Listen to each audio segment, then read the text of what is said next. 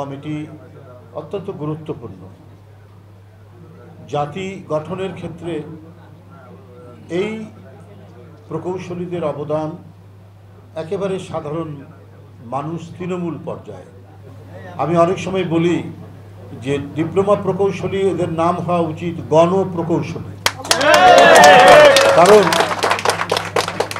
যার বাসায় ঝড়ে ইলেকট্রিসিটি চলে যায়, প্রথমে যে ব্যক্তিকে টেলিফোন করলে পরে সংযোগ দ্রুত আসার সম্ভব একজন সাব অ্যাসিস্ট্যান্ট ইঞ্জিনিয়ার, যিনি ডিপ্লোমা ইঞ্জিনিয়ার। ঠিক ইউটিলিটি সার্ভিসের যে দপ্তরগুলি রয়েছে, যেখানে প্রকৌশল ইঞ্জিনিয়ারিং অবধারিত, সে কি বলে যে যেটাই হোক, আমাদের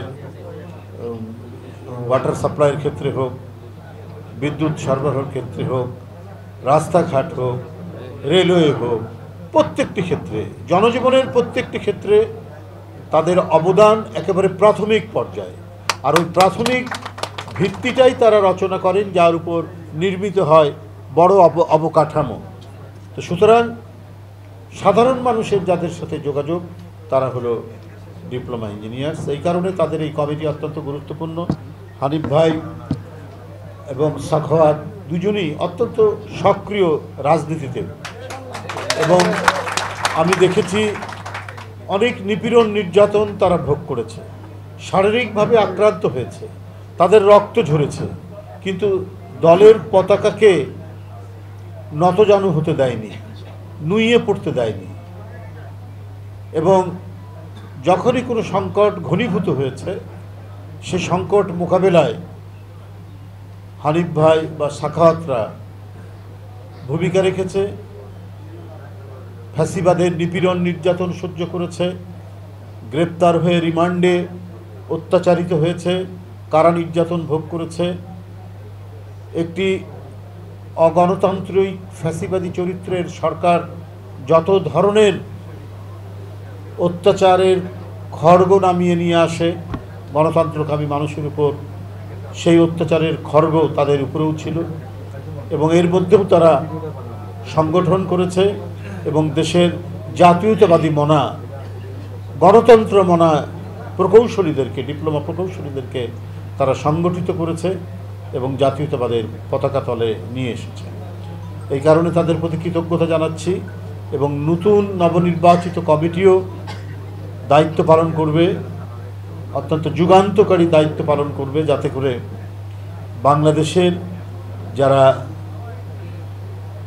ডিপ্লোমা প্রকৌশলী যারা রয়েছেন, যারা একেবারে তৃণমূলে আমাদের উন্নয়ন, ডেভেলপমেন্ট এবং মানুষের সাথে ইউটিলিটি সার্ভিসের সাথে যারা জড়িত, তাদেরকে সমন্বয় করে সুসংগঠিত করতে পারবে বলে আমার অত্যন্ত দৃঢ় বিশ্বাস।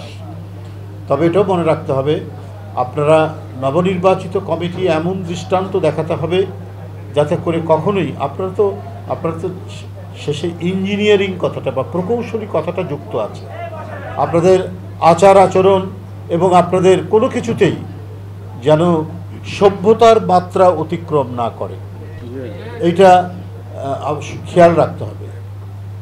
পরিমিতিবোধ অবশ্যই থাকতে হবে, কোনো উগ্রতা প্রদর্শন করা যাবে না, যাতে আপনাদের কর্মকাণ্ডের মধ্যে দিয়ে এদেশের মানুষ কিছুটা, এবং আমাদের দলের নেতাকর্মীরা তারা যেন কিছুটা শিক্ষা লাভ করতে পারে।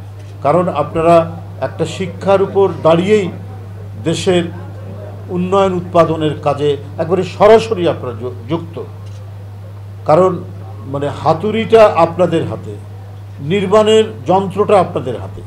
সুতরাং এই নির্মাণের যন্ত্র ব্যবহার যারা করবেন, তারা তো অত্যন্ত দক্ষ একজন মানুষ, প্রশিক্ষিত একজন মানুষ। এই দক্ষ প্রশিক্ষিত মানুষদের সাংস্কৃতিক উচ্চতা থাকবে অতি উপরে।